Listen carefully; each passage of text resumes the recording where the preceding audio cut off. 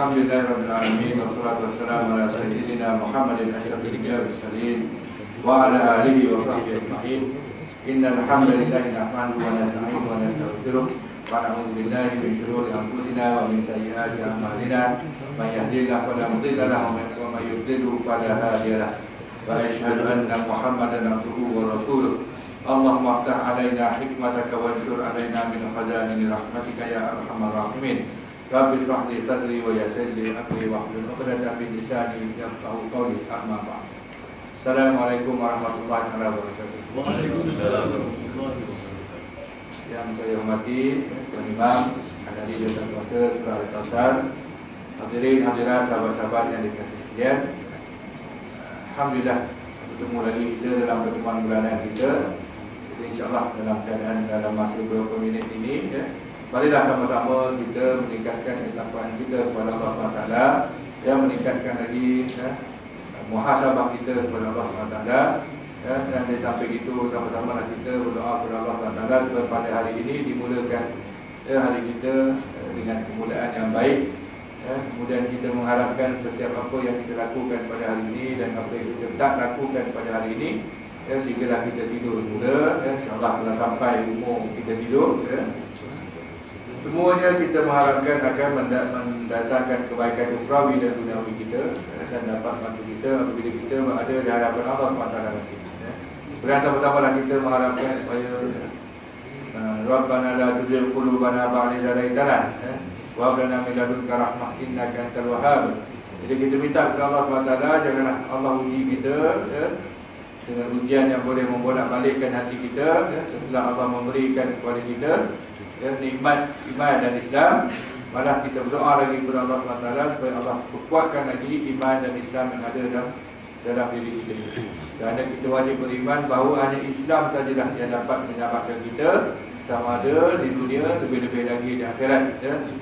Dan janganlah kita wala tamutunna illa wa antum muslimun, dan janganlah kamu mati melainkan dalam keadaan kita Islam.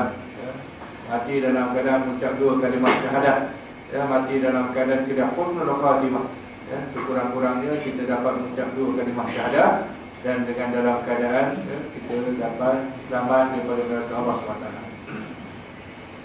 Baik, jadi kita sambung lagi kuliah kita, kematian dan dorongan untuk selalu mengingatinya. Assalamualaikum warahmatullahi wabarakatuh wa nafa'na bihi bi ulumihi wa bi umurihi bi darain. Amin ya rabbal alamin. Kata pengarang Allah Taala, dimulakan, pengarang memulakan dengan kata-kata asal daripada seorang salafus saleh, Atha al-Khurasani. Apakah Atha al-Khurasani kata? Beliau meriwayatkan, bukannya asal, maaf, hadis sallallahu. Pada satu hari Rasulullah melewati sekumpulan orang yang sedang tertawa dengan kuat. Jadi baginda bersabda, "Tiru min zikri hadhi min lazat." Hendaklah kamu perbanyakkan dalam gelak ketawa kamu itu, dalam banyak borak-borak kamu itu, selangilah dengan perkara-perkara yang boleh menghilangkan kenikmatan, yang boleh merosakkan kenikmatan. Jadi sedangkan kenikmatan yang ada pada masa itu di sisi sahabat apalah sangat, bukanlah kemewahan, bukanlah harta benda yang menimbul-nimbul, walaupun mereka boleh untuk begitu. Kajian yang telah dibuat, catatan yang telah dibuat tentang kekayaan Sayyidina Uthman radhiyallahu anhu, tentang kekayaan Abdul Rahman bin Auf, kekayaan ketika jahidah dia, kemudian kekayaan ketika di Madinah, dan sahabat-sahabat lain. Kalau mereka mampu, kalau mereka mahu, mereka boleh menyimpulkan harta. Tetapi dari kalangan sahabat, apalah sangat yang mereka ada. Tapi itu pun dalam keadaan Rasulullah SAW tegur lagi apabila nampak banyak gelaknya, banyak boraknya, dan gelak dan borak sahabat macam kita. Lalu Rasulullah SAW dalam keadaan begitu minta supaya ingat banyaklah perkara yang boleh merosakkan kenikmatan, boleh mengurangkan sikit gelak kita tu. Mereka pun bertanya, apakah itu yang dapat merosakkan kenikmatan? Rasulullah SAW berkata, al-maut, iaitu kematian. Kematian dapat menghilangkan, dapat merosakkan, menyebabkan kita zuhud dengan kenikmatan. Baik. Okey. Anas radhiyallahu anhu berkata, Rasulullah bersabda, "Iksiru min zikril maut, fa innahu yumahisul dzunub wa yuzhidu fid dunya." Apa Rasulullah kata? Perbanyakkanlah kamu mengingati kematian, kerana banyak faedahnya. Yang pertama, fa innahu yumahisul dzunub. Dengan kamu mengingati kematian, ia akan dapat menghapuskan dosa ataupun dapat menghalang daripada melakukan dosa. Kerana mengingatkan tentang kehidupan selepas mati, satu kehidupan yang sangat susah bagi orang yang beriman, dan lebih-lebih lagi dah susah bagi golongan-golongan yang fajir, golongan-golongan yang fasik, dan golongan-golongan yang kufur, naudzubillah. Jadi diharapkan kematian itu akan menjadikan satu pengajaran, itu sepatutnya. Tapi apa yang berlaku biasanya, kematian ini sesuatu yang paling kita tak suka nak ingat.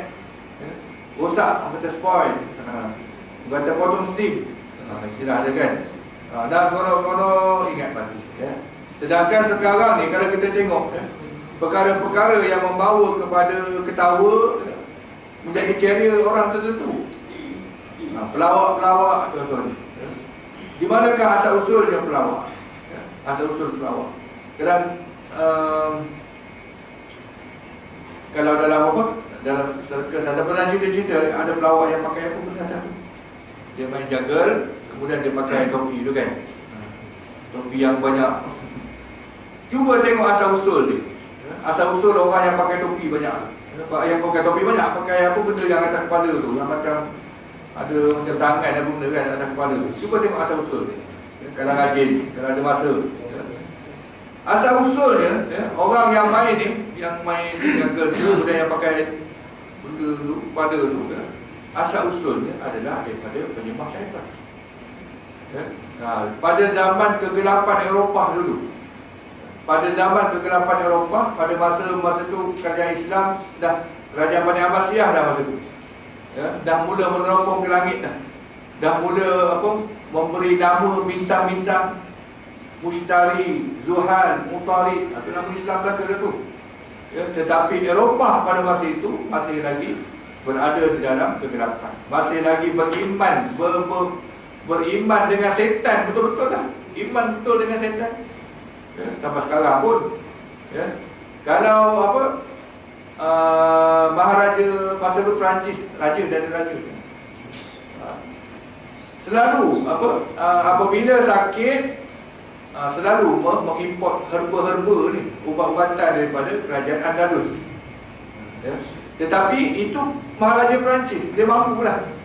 Tapi bagaimana dengan rakyat Eropah pada masa itu? Kalau demam, apa dia buat?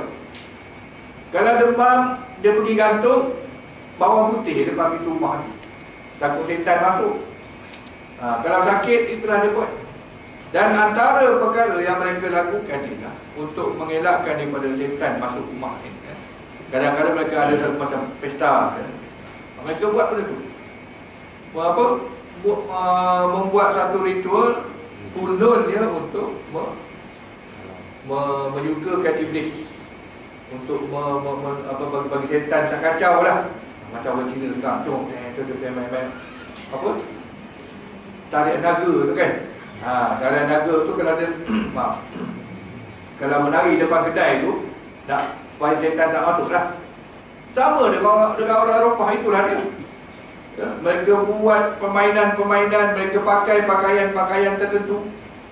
Tujuannya adalah untuk menggembirakan iblis, supaya iblis tak kacau, sama ada untuk kesihatan mereka dan juga untuk tanam-tanaman dan sebagainya.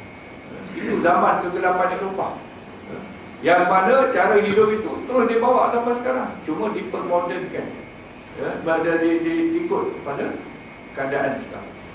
Itu sebenarnya berlaku, daripada sekecil-kecil simbol tangan yang budak buat lucah-lucah tu, subhanallah, semuanya itu adalah lambang yang membawa kepada gelap daripada masa itu. Ya. Jadi perkara tersebut dihidupkan sampai sekarang. Ya. Jadi benda-benda yang antaranya permainan sirkus itu. Ya. Itu ya. Kemudian pelawak raja. Ya, pelawak raja. Kalau zaman dahulu, kalau kontras kubu tu, dia juga istana kan. Pasti kalau ada kepada banyak Scotland, England, Wales, Perancis, banyak kubu-kubu yang menjadi istana mereka, dan pasti di satu sudut tertentu, di satu sudut yang istimewa, pasti ada satu tempat dalam istana itu, dalam tempat mereka duduk itu, untuk mereka menjalankan ritual-ritual kesyaitanan. Ya, ritual-ritual kesyaitanan ni ada dua jenis. Ya, yang pertama dalam bentuk bunuh-bunuh orang ni.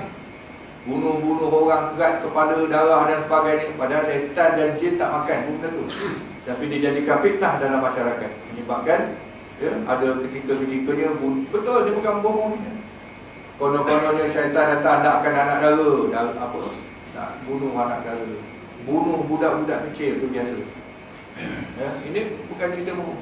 Dan satu lagi ritual kesyaitanan pada bulan-bulan tertentu, itu buat benda-benda gembira lah. Ya, benda-benda yang happy, happy hour. Ya, tapi bukan happy hour, ya. Bulan, happy month, happy weeks dan sebagainya. Ya, buatlah apa saja pesta.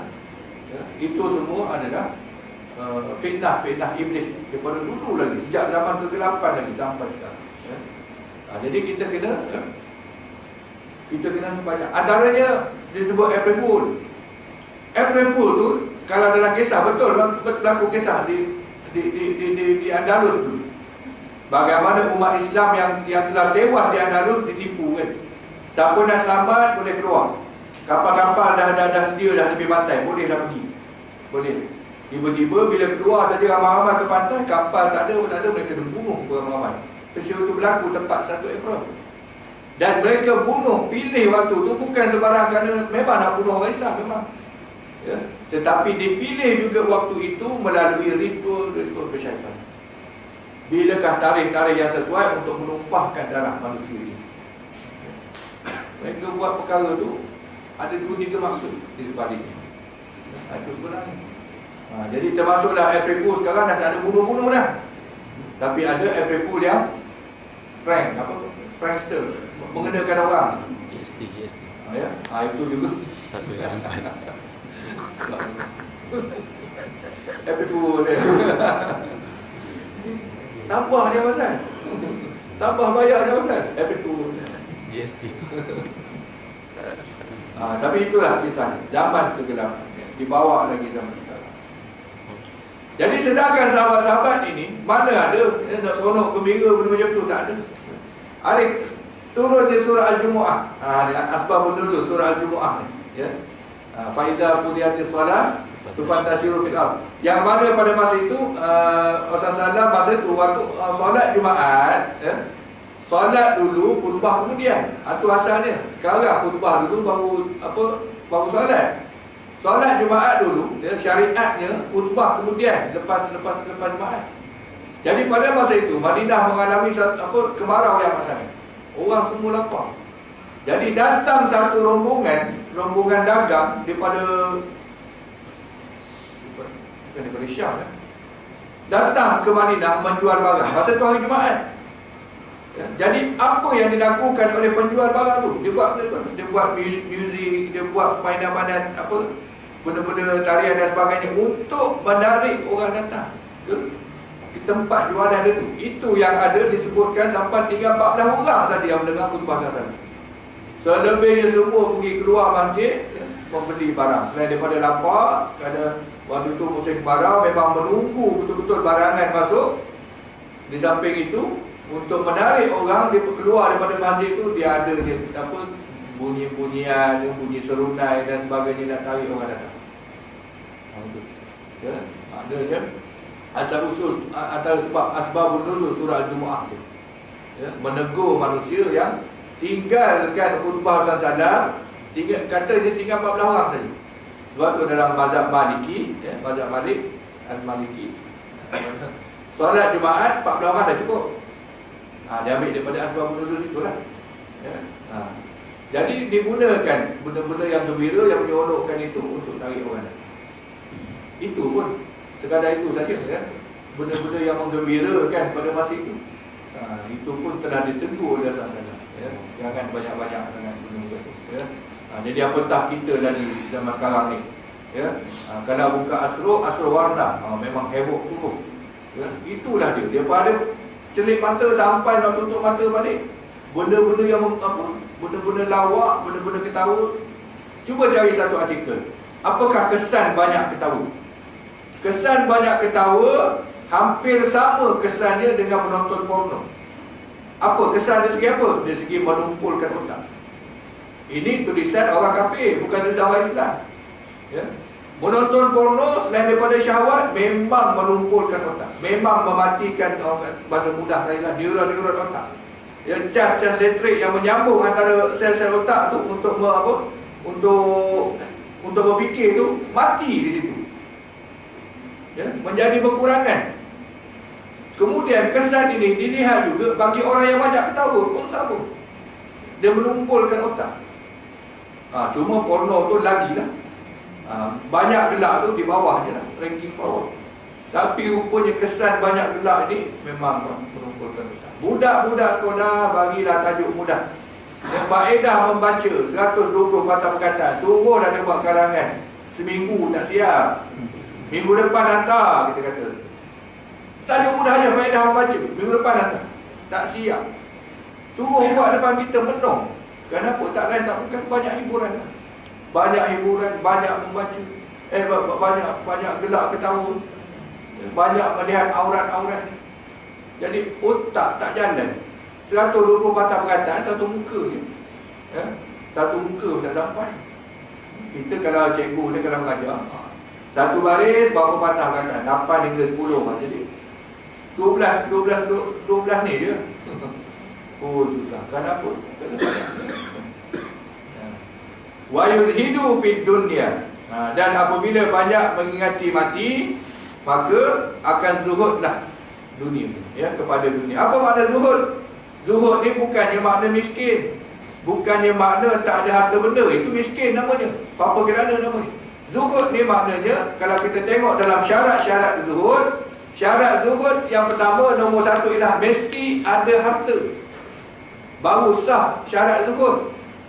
Tetapi harta itu tidak lekat di hati. Sebaliknya harta itu hanya di tangan, boleh dibuang-buang. Itu mana zuhud. Ya? Dia tu zuhud sungguh. Memang zuhud sungguh lah. Rumah RM1 tak ada, elektrik pun tak ada. Ya? Itu bukan zuhud. Itu apa kerana. Zuhud ini harta banyak. Tak semestinya harta banyak. Ada kemampuan. Tapi kemampuan itu tak lekat di jiwa. Ya, harta itu bukanlah Tuhan. Bukanlah yang utama. Ya? Kemudian antara syarat zuhud lagi iaitu harta itu mudah diberi, mudah memberi. Yang pertama mesti ada harta. Yang kedua, syarat yang kedua, harta itu tidak lekat di hatinya. Dan yang ketiga, harta yang ada mudah diinfakkan. Pasal mudah. Itu baru nama zuhud. Ya. Sebab tu dulu dah pelik sangat masa muda-muda, dulu merayau ke KL tu, sampai ke masjid Masjid India. Masjid India tu kita numpang semayang. Kemudian ada masa tu Ferrari wanita kan. Sudah. Tak sungguh. Keluar kopiah kan. Hebat sungguh. Itulah ada zuhud. Tak tahulah dia nak menunjuk ataupun tidak kan. Tapi dia menggunakan kenikmatan yang ada tu untuk mendekatkan diri kepada Allah SWT. Ya. Kalau zaman Rasulullah dahulu, Rasulullah tak minta Ferrari, tapi orang bagi. Ya, Rasulullah ada baran, Rasulullah ada kaldai, tapi bukan dia punya, orang beri. Dan Rasulullah juga ada seekor kuda merah. Kuda merah ni ke Ferrari pada zaman itulah. Ya. Jadi tak lekat di hati benda tu. Contoh yang berlaku pada Nabi Sulaiman AS. Nabi Sulaiman AS, dia memerintah dunia, alam musyahadah, alam gaib pun dia perintah. Ada kisah dalam Al-Quran, dalam surah apa? Ya? Yang mana pada satu ketika dia duduk di padang, dia memerhatikan kuda-kudanya yang cantik-cantik. Kuda-kuda hitamnya yang stallion itu, yang stud itu.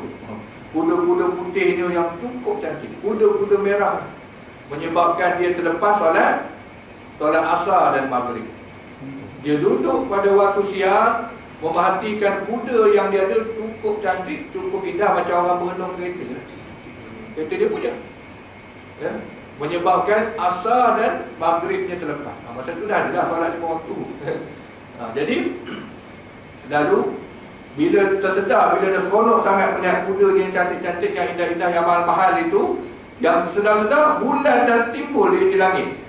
Subhanallah, kerana kurniaan Allah aku jadi leka, aku jadi lalai. Dia panggil pembantu dia, bawakan aku pedang, dia tebas semua kuda-kuda. Kita tak payah macam tu. Maknanya lekanya, dia kata ini adalah ujian Allah kepada aku. Allah beri aku kelebihan dan kemewahan, menyebabkan aku lupa solat tinggal. Kita tak adalah bila dapat kereta mewah, kita lupa solat, kita bakar kereta tu, tak payah. Itu kan. Tapi nak mengingatkan tentang zuhud itu sesuatu yang kemampuan kita ada, tapi kita tak leka dengan kemampuan tersebut. Ya. Kemudian saya bawa satu lagi hadis. Sabda sallallahu yanju awwalu hadhihi ummati bi zuhdi wal yaqin wa yahliku akhiruha bil hinsi wa tulil amal. Apakah perkara yang paling utama sekali yang membawa kejayaan kepada umat aku? Sallallahu kata bi zuhdi wal yaqin, iaitu dengan zuhud dan dengan yakin. Apa yakin tu? Keimanan. Zuhud ni apa zuhud? Bukan buang harta, bukan suruh umat jadi miskin. Cari harta sebanyak-banyaknya tapi untuk diinfakkan. Cari harta sebanyak-banyaknya tapi harta itu tidak mengawal dia, tapi sebenarnya dia mengawal harta. Itu yang kejayaan utama nombor satu umat. Tengok pada Sayyidina Umar Khattab radhiyallahu anhu. Sampaikan apa? Sampaikan wakil daripada kerajaan Rom datang ke Madinah nak cari rumah khalifah. Mana istana khalifah? Kalau pergi ke Rom, ataupun ke tempat-tempat masa tu di Konstantinopel lah, di Turki tu kan. Dari jauh lagi dah nampak dah istana khalifah, istana raja. Tapi sampai ke Madinah semua rumah kotak, rumah kotak kan, rumah 4 segi, atas ada loteng kan. Itu. Lalu pergi apa dengan cemeti kuda dia tu, dia pergi ketuk, ada orang baring tepi rumah tu. Dia pergi ketuk dengan cemeti. Dia pergi pukul dengan cemeti kuda dia tu. Mana ketua kamu? Mana khalifah kamu? Nanti kejap ya, nanti kejap. Rupanya dia tak sedar. Orang yang sedang melepak depan rumah itulah Sayyidina Umar, itulah khalifah. Itulah khalifah. Dan sahabat apabila masuk rumah Sayyidina Umar, bila Sayyidina Umar tak berbaju, lihat di belakangnya bergaris-garis, kesan baring di atas pelepah tamar. Itulah tilamnya. Pelepah tamar yang sentiasa ditukar, setiap minggu tukar, letak pelepah baru. Itulah tilamnya, subhanallah. Ya. Sedangkan Sayyidina Umar tu nak kaya, silakan. Ya. Kalau nak kekayaan tu di tangannya, dia boleh, orang kata, subhanallah. Tapi tengoklah ya. Siapa dapat WhatsApp yang viral baru? Jam polisi jam. Subhanallah. Tengok orang sekarang. Jangan kita ingat buat sesuatu orang tak perasan, orang tak nampak. Jam sampai 100,000 lebih. Gaji setahun kita pun tak sampai macam tu. Jam dia saja dah layak dia dapat GST. Jam dia saja 2-3 biji jam kat rumah dah melayakkan dia ambil GST 600 daripada orang lain ya? Sebab 500 kiri atas kan. Saya rasa memanglah saya barulah mencemburkan diri 4-5 bulan kan. Jadi setiap harga barang dalam kedai tu ya, yang kita selesa lah, yang kita selesa dah ambil untung daripada orang, tak apa kita lagi sikit. Ini adalah realiti. Kita yang barang ni yang kita selesa nak ambil keuntungan daripada orang lain ya, purata keuntungan 10% daripada nilai harga. Itulah untung yang kita rasa selesa. Ada juga barang-barang tentu yang keuntungan sampai 15% ada. 20% pun ada, tapi jangan sangatlah. Ya. Jadi puratanya barang itu keuntungan 10%. Itulah keuntungan yang kita rasa selesa nak ambil daripada orang daripada pelanggan. Tapi kedai kita ni tak sampai 500k setahun. Jadi tak layak nak ambil 600 daripada orang, daripada pelanggan. Kita tak boleh nak ambil. Tapi setiap pemborong dan pengedar, pembekal, mereka semua dah kena GST 6%. Jadi harga barang dah naik 6%. Ya? Jadi bayangkanlah, 10% dia dah ambil 6%, tinggal 4%. Tinggal 4% je untung. Jadi nak bayar sewa kedai lagi, ya? Sewa elektrik, apa nak bayar elektrik. Kedai tu aircon, masuk aircon 4 jam lah. Barang dalam tu kan yang kena bertutup. Bayangkanlah 4%. Apa lagi yang ada? Subhanallah. Hari tu bila saya jumpa sahabat saya lah, dia lagi lah, dia akan ada lebih lagi lah, dah 20 tahun berniaga. Jumpa dengan dia, ajak makan, penuh, tak makan, tak tahu apa benda nak makan. Hilang selera sebab dia baru nak buka satu lagi kedai. Rupa-rupanya tak selera mengenalkan GST. Satu kedai yang dia buka ni memang dia infakkan untuk satu pusat tahfiz lah. Dia keluarkan modal, budak tahfiz yang bekerja di kedai itu jaga kedai dan untung masuk situ. Tapi mengenalkan GST, subhanallah. Beberapa kedai itu GST-nya 80,000 setahun kena bayar. Kecil, kalau bagi peniaga besar itu adalah kecil. Tapi bagi kita, ya, orang Islam, orang Melayu yang begini, itulah. Kira dah kedai saya 14,000 kat setahun tak kena bayar. 14,000 kalau dalam keadaan jumlah barang yang saya ambil sekarang, antara 14 hingga 18,000. Kita barulah nak kedai ni, baru nak kedai dunia berniaga. Subhanallah sekarang. Ya. Ada satu pengeluar minuman kita orang Islam ni. Memang sekarang memang tengah laris dengan top tu, saya tak nak sebut dah apa. Tapi memang dia boleh menggantikan Milo, menggantikan Ovaltine, Nestle kita boleh tolak ke tepi. Ya. Selepas GST ni, order yang pertama daripada seluruh Malaysia yang dia dapat selepas GST ni, dia kena bayar 1.6 juta baru boleh keluar barang. Sedangkan dia ni, penghilang ni, macam mana dia nak dapat duit? Mesti edar dulu barang, ya, pengedar dan pemborong bayar baru dia dapat duit. Duit yang asal dia pergi ke mana? Dia beli barang mentah. Beli barang mentah dan untuk proses pengeluaran. Habis dah duit dia. Mana lagi duit dia nak dapat? Terpaksa tunggu pengedar-pengedar, pemborong bayar. Pengedar-pemborong datang, beli, ambil, baru dia dapat duit balik. Tapi sebelum nak edar, dah kira-kira jumlah dia, kan dah kena, dah di apa, sistem tu ada. Sebelum nak keluar nak edar, kena 1.6 juta. Itu GST yang dia kena bayar. Dia sekat sekejap. Lepas tu produk sudah payah. Terpaksa henti sekejap sebab nak fikir nak dapat 1.6 juta. Itu kita, ya. Produk tu saya sebutlah tambah koko, yang telah top, ya, tambah koko. Minumlah tu, ya, memang untuk elok. Milo, Ovaltine tu buanglah. Bohong semua tu, ya. Bukannya coklat, perasa coklat yang sintetik. Warna coklat tu bukannya datang coklat, warna sintetik, perasa coklat sintetik. Tak mampu dah dia nak pergi import koko banyak-banyak, tak mampu dah. Koko 10% je, 20% saja.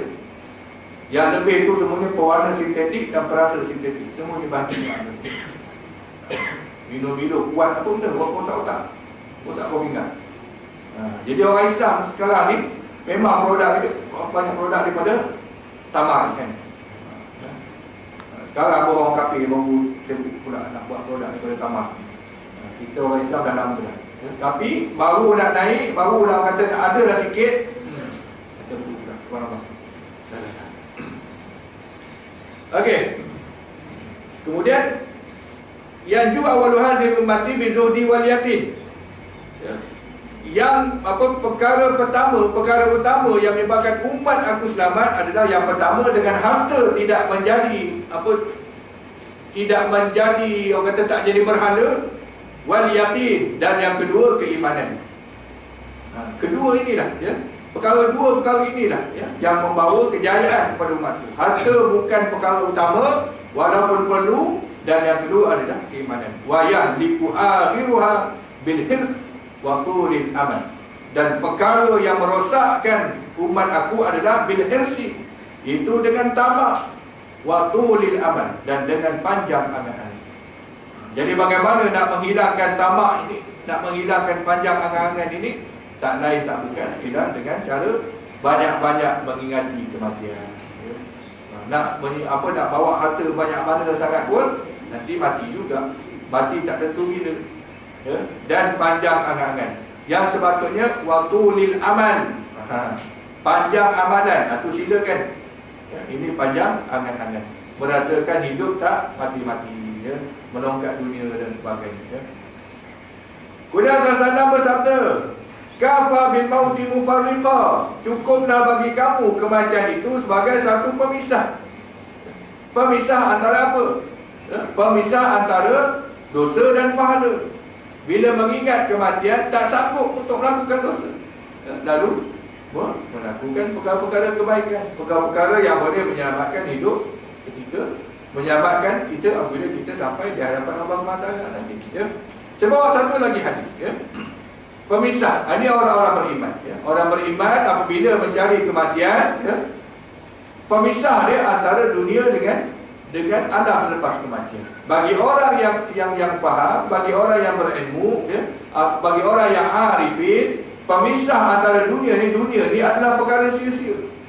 Sementara satu lagi alam yang dipisahkan oleh satu hijab yang gaib itu, satu alam yang sangat menguntungkan. Innal mu'mina idza hadarahul maut ja'ahu malaikatul bidul wujuhi bidul thiyab. Sesungguhnya orang beriman itu apabila dia mati, ini nak suruh kita sedar ni, antara pemisah antara dunia dengan alam barzakh. Bagi kita yang sedar, jadilah kita orang yang beriman. Apabila kita menjadi orang yang beriman, apabila kita sampai ke alam pemisah nanti, yang dinamakan sebagai al-maut, ja'ahu malaikatun, telah menunggu di seberang sana, di sebalik pemisah itu, malaikat bidul wujuh, yang berwajah putih, bidul thiyab, dengan pakaian yang putih. Faqalu, lalu berkatalah malaikat itu, ukhruji ayyatuha ruhut tayyibah, keluarlah kamu wahai roh yang baik, keluarlah daripada tubuh manusia ini yang berada di alam musyahadah ni, dan tujulah ke alam gaib ini, ke alam barzakh ini, bagi roh yang baik. Ila ruhi wa raihan wa rabbi ghairi ghadaban, tujulah kamu ke alam yang lebih selesa, ke alam yang mana tidak ada kemurkaan Allah SWT. Itu lagi. Maknanya kita tinggalkan alam ini, kita menuju ke satu alam lagi yang mana pemisahnya kita tak nampak lah. Cuma alam musyahadah dan alam gaib. Bagi orang yang beriman, malaikat dah menunggu dah di sebalik alam gaib itu, memanggil-manggil dah. Tinggalkanlah alam yang sia-sia itu. Bagi orang beriman lah. Malaikat-malaikat ini sentiasa mendoakan. Tinggalkanlah alam yang sia-sia ini, marilah menuju ke alam yang lebih baik, ke alam yang lebih selesa, dan ke alam yang penuh dengan kerahmatan Allah. Fatakhruju min famihi kama tasilul qatrah min famis siqa. Maka roh orang yang beriman ini akan keluarlah daripada mulutnya, daripada tubuh badan ini melalui mulut, sebagaimana keluarnya air daripada bekas. Maknanya dunia ini alam musyahadah. Bila disebutkan sini, bila malaikat mengatakan ila ruhin wa raihan wa rabbi ghairi ghadaban, maknanya ada lagi alam yang lebih selesa. Kita merasakan hidup di dunia ini dah selesa sangat dah. Dah sedap sangat dah. Sekali-sekala dapat pergi bercuti, kata hilanglah sekejap kerja-kerja kita tu. Duduk kat hotel, duduk kat tepi swimming pool ke, tepi pantai ke, anak kita main rumah, kita memari relax. Bestnya dah rasa kan. Dapatlah 2-3 hari itu. Sebelum kita nak menuju satu alam balik yang nanti bila habis cuti tu, bekerja balik, tension balik. Tapi ada satu alam yang mana kalau nak rehat sungguh-sungguh rehat. Alam yang mana bila kata nikmat tu dengan nikmat-nikmat sungguh. Kita dapat duduk hotel sekejap pun rasa dah best. Ya. Jadi bagi orang beriman, dunia ini tak lain tak bukan hanyalah sebagai satu pemisah kepada satu perkara yang sia-sia, yang sentiasa ada di dalamnya kemurkaan Allah. Ya, walaupun orang baik sekalipun, tapi melakukan dosa, walaupun dosa kecil, kemurkaan Allah tetap ada kepada satu alam yang tidak ada kemurkaan Allah. Ya, bagi orang yang beriman. Ya. Kemudian Rasulullah SAW juga bersabda, kafa bil mauti wa'idha. Cukuplah bagi kamu kematian itu sebagai pemberi nasihat, sebagai pemberi peringatan. Ya. Pemberi nasihat yang macam mana? Peringatan yang macam mana? Saya bawa satu lagi hadis Rasulullah. La yatamanna ahadakumul maut. Jangan sekali-kali kamu meminta kematian. Minta mati jangan.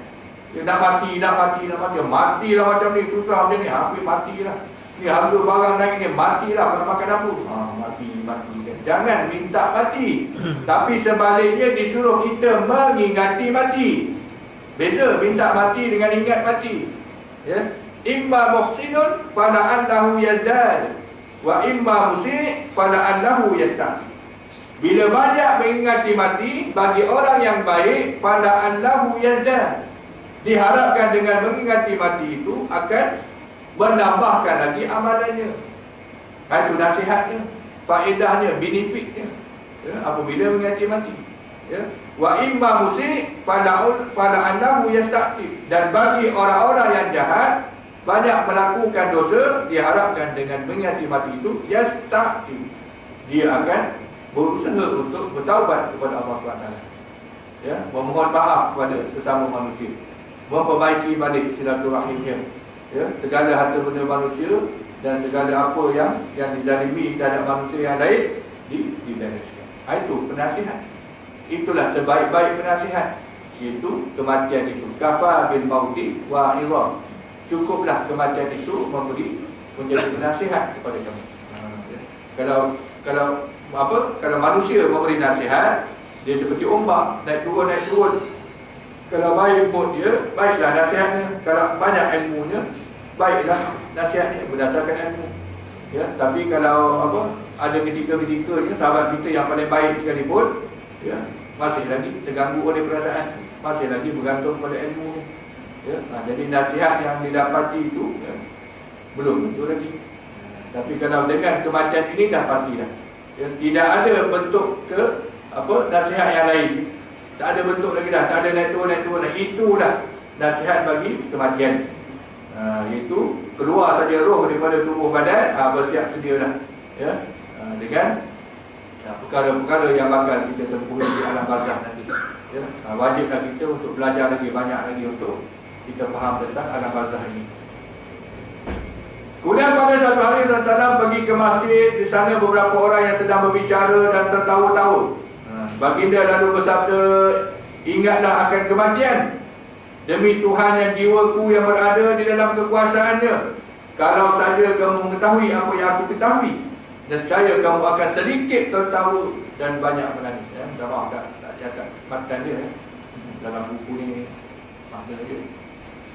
Maknanya, bila kita ingat kepada kematian, kamu akan sedikit tertawa dan banyak menangis.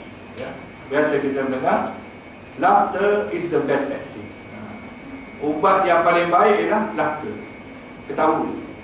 Tapi Rasulullah SAW suruh sedikit ketawa dan banyak menangis. Carilah pula artikel-artikel yang berkaitan dengan menangis. Ya. Jangan cari artikel yang ditulis oleh orang Islam, memanglah. Cari artikel yang ditulis oleh orang kafir berkaitan dengan menangis. Ya.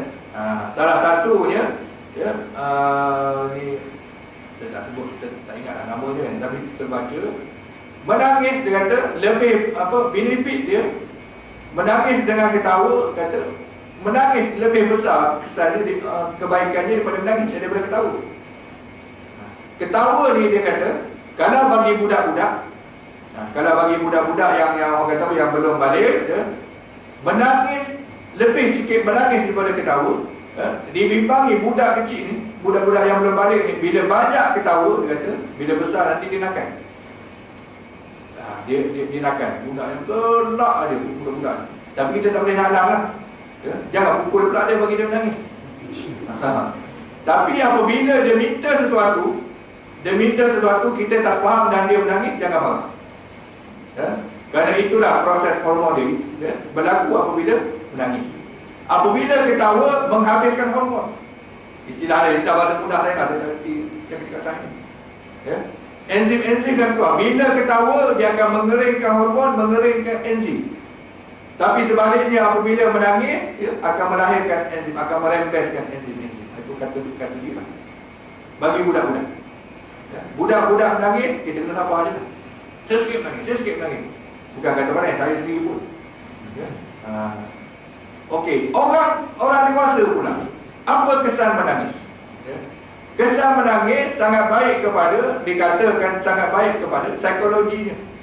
Seorang lelaki yang sadar, seorang lelaki yang tak, bila dia menangis, ya, bukan memalukan, tapi sebaliknya katanya akan meningkatkan lagi kejantanannya. Wah, kan?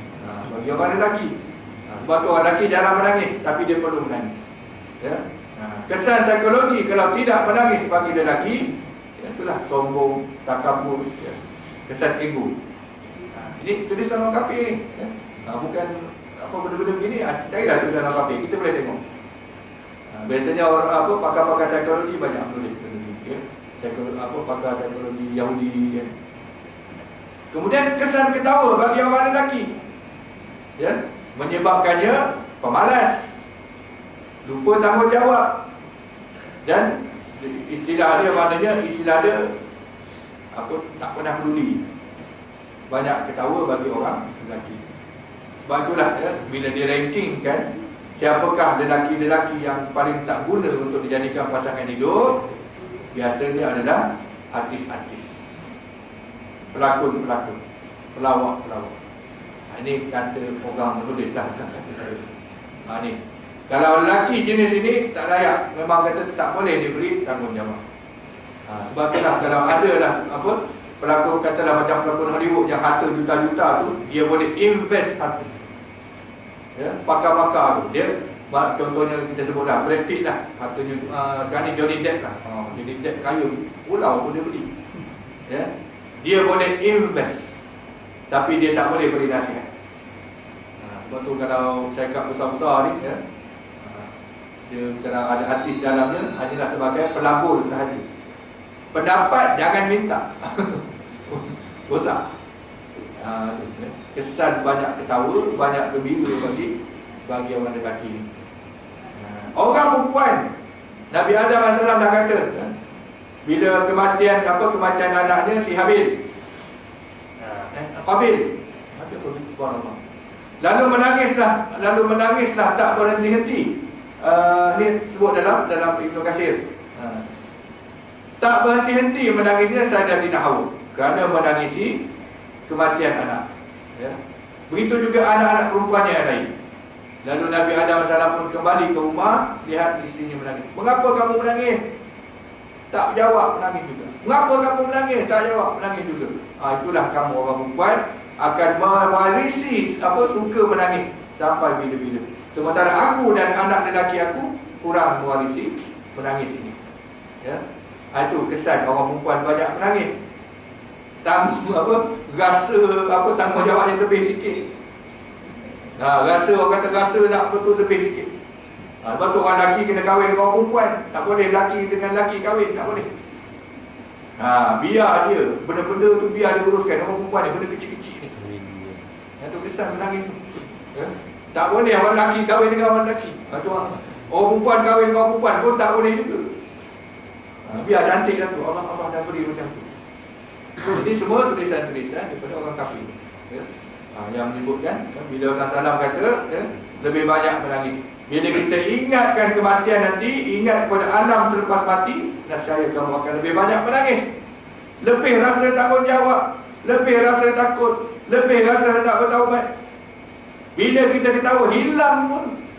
Hilang rasa bersalah, hilang rasa tanggungjawab, hilang rasa kita nak bertaubat, nak mengaku salah dan sebagainya. Lebih-lebih lagi zaman sekarang ni, ya, zaman haras, kan, zaman akhir zaman ni, dah tiba masanya kita, ya, kena banyak menangis. Ya. menangis dan merasa resah, menangis, rasa resah, rasa bimbang ni, ini merupakan sifat Nabi-Nabi dan Rasul-Rasul. Tengok Nabi Ibrahim AS. Kalau tak ada rasa resahnya, rasa bimbangnya kepada perangai ayahnya yang merupakan pengukir berhala pada masa itu, pengukir berhala diraja itu, daripada berhala yang kecil-kecil dijadikan rantai, dijadikan gelang, sehinggalah berhala 3-4 tingkat bangunan tu bapak dia buat hilang bapak dia. Pening dia mikir, takut mikir, sedih dia mikirkan. Lalu dia bertemu dengan Allah SWT. Ya. Mula-mula umatnya menyembah bulan, dia pun menyembah bulan. Bulan sekejap ada, sekejap tak ada. Ini bukan Tuhan. Ini bahasa mudah kita, cerita mudah. Sudah menyembah pula matahari. Masa tu ketika Nabi Ibrahim AS menyembah matahari, menyembah bulan, syaitan, iblis orang. Kemudian matahari pun tak kekal, Tuhan bukan. Itu bertemu Allah SWT. Ya. Begitu juga Nabi Muhammad SAW sedih melihatkan keadaan umat Mekah. Perzinaan biasa, ya, kezaliman biasa, kemudian arak ni benda biasa. Ya. Di manakah kebenaran? Risau, takut dan sedih. Dia bertemu Allah SWT. Dia ikut dia. Jadi kita begitulah. Bila mana nak datang rasa sedih, rasa bimbang, rasa prihatin ini kalau banyak ketawa? Ya. Buka Radio Sinar. Radio Sinar buka. Ustaz Don. Tak sampai 2 minit. Dah betul gerbang. Mana datang rasa? Ya. Rasa prihatin. Ya. Rasa orang kata prihatin pada ummah. Masalah yang berlaku sendiri tak ada. Apabila banyak ketawa, hilang hormon prihatin itu hilang. Rasa simpati, rasa empati hilang. Apabila banyak gembira, banyak ketawa. Perang berlaku. Contohnya dulu perang berlaku di Iraq dan sebagainya. TV3 tunjukkan 3 minit kan, selepas dia semua cerita gembira semua. Perkataan Israel laknat dan sebagainya ketika perang di Gaza itu. Tapi 2-3 minit saja dalam TV. Lepas tu dah hiburan balik. Mana nak datang rasa tu? Mana nak datang rasa simpati, nak rasa, kalau boleh rasa nak terbang ke Gaza. Tak ada senapan plastik pun jadi dah. Dalam angan-angan pun tak ada. Hilang, angan-angan tu pun hilang. Dan diambil oleh seronok-seronok gembira-gembira. Subhanallah. Satu hari sahabat disebut-sebut dan dipuji-puji oleh sahabat-sahabat yang lain dan Rasulullah SAW. Mendengar itu baginda bertanya, bagaimana teman kamu itu mengingat kematian? Mereka menjawab, kami hampir tak pernah mendengar ia menyebut-nyebut tentang kematian. Lalu baginda SAW bersabda, kalau begitu ia tidak seperti yang kamu duga. Seorang sahabat namanya disebut-sebut depan Rasulullah. Baik, bagus, rajin, alim, berilmu dan sebagainya. Lalu Rasulullah bertanya, ini bukan mengumpat, ini ibrah. Kita menyebut kekurangan orang lain, ya, di belakangnya dia jadi mengumpat. Tapi dalam kes ini dia jadi ibrah, pengajaran. Ya. Jadi bila puji sangat sahabat itu di depan Rasulullah bertanya, ya, dia pernah ingat tak kematian? Dia pernah sebut tak mati? Dia pernah cerita tak tentang keadaan di alam barzakh? Ataupun perbuatan seharian ini dikaitkan tidak dengan kematian? Lalu sahabat berkata, tak pernah pula dengar dia cerita, dia sebut tentang kematian. Tak pernah pula dia mengaitkan hidup sekarang ni dengan kematian. Kalau begitu Rasulullah kata, dia bukanlah seperti yang kamu duga. Maknanya kalau dia kata alim, tak alim lagi. Kalau dia baik, tak cukup baik lagi. Kalau apa saja sifat-sifat baik, belum cukup lagi. Melainkan apabila seseorang itu banyak menyebut kematian ataupun mengaitkan dengan kematian dalam hidup. Subhanallah. Jadi muhasabah untuk diri sendiri, ya. Dan last, akhir sekali, Abdullah bin Umar radhiyallahu anhu mengatakan, pada satu hari aku menemui Nabi SAW yang sedang berada di tengah-tengah 10 orang sahabatnya. Seorang sahabat Ansar bertanya, siapa orang yang paling pintar dan yang paling mulia wahai Rasulullah? Lalu Rasulullah bersabda, aktsaruhum dzikran lil maut wa ashadduhum istidadan lahu ulaika humul aqyas dhahabu bi syarafid dunya wa karamatil akhirah. Sahabat bertanya, siapakah orang yang paling bijak di kalangan kita ni wahai Muhammad SAW? Ya, aktsaruhum dzikran lil maut, itu orang yang paling banyak mengingati mati.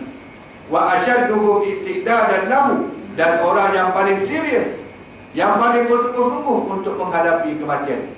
Ulaika humul aqyas, itulah orang-orang yang paling bijak sekali. Kerana nak menuju satu alam yang tidak bertepi. Kalau seorang di dunia ni suka kepada kenikmatan, ya, di akhirat nanti kenikmatan subhanallah, kenikmatan yang sentiasa bertambah. Kenikmatan di dunia ni berkurang, kena cari yang lain. Ya. Kalau di dunia ni merasa azab di akhirat subhanallah. Janganlah kita kenal azab akhirat ni. Kita dengar di dunia ni pun cukuplah. Di akhirat nanti biar kita tak payah tahu tentang azab ni. Di akhirat nanti melihat azab pun dah azab. Salah satu daripada azab akhirat, ya, ahli syurga